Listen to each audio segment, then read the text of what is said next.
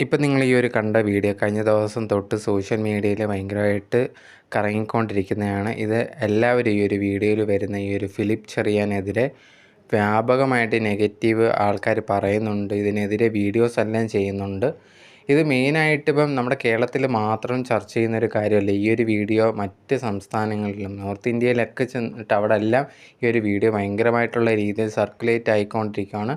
അവിടെ ഈ ഒരു വീഡിയോസ് എല്ലാത്തിനെയും താഴെ കമൻ്റ് ഇടുന്നതെന്ന് പറഞ്ഞാൽ നമ്മുടെ കേരളത്തിനെ അപമാനിച്ചുകൊണ്ട് തന്നെ ഇത്രയും വലിയ പഠിപ്പുണ്ട്, ലിറ്ററസി റേറ്റ് ഇത്രയും വലുതാണ് എന്ന് പറയുന്നുണ്ട്, പക്ഷേ വിവരമില്ല എന്നുള്ള രീതിയിലൊക്കെ പറഞ്ഞിട്ട് ആൾക്കാർ കമൻ്റ് ഇടുന്നുണ്ട്. നമുക്കതിൽ എതിർത്ത് പറയാനോ ഒന്നും പറ്റില്ല. കാരണം ഈ കാണിച്ചത് വളരെ തെറ്റായിട്ടുള്ളൊരു കാര്യമാണ്. ഇതിന് എതിരെ ആ ഒരു പാർട്ടിയുടെ നേതാക്കൾ തന്നെ പ്രതികരിക്കണം. കാരണം ഇത്രയും മീഡിയാസൊക്കെ നിൽക്കുന്ന സമയത്ത് ഇതുപോലെ വന്നിട്ട് ചെയ്യും. അതായത് ആ ഒരു ബിന്ദു കൃഷ്ണയുടെ അവരുടെ MLA ആയിട്ടുള്ള അവരൊന്ന് പിടിച്ച് മാറ്റാൻ ശ്രമിക്കുമ്പോൾ ആ ഒരു കൈ പിടിച്ച് മുമ്പോട്ടൊക്കെ വലിക്കുകയാണ്. ഇത് ഒട്ടും ശരിയായിട്ടുള്ളൊരു കാര്യമല്ല.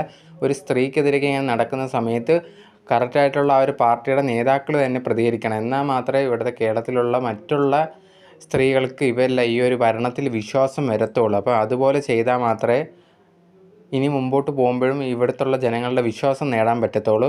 നിങ്ങളുടെ എന്താണ് ഈ ഒരു കാര്യം കണ്ടപ്പോൾ, ഈ ഒരു വീഡിയോ കണ്ടപ്പോൾ നിങ്ങളുടെ അഭിപ്രായം എന്താണ് എന്നുള്ളത് മറക്കാതെ കമൻറ്റ് ബോക്സിൽ കമൻ്റായിട്ട് പറയുക.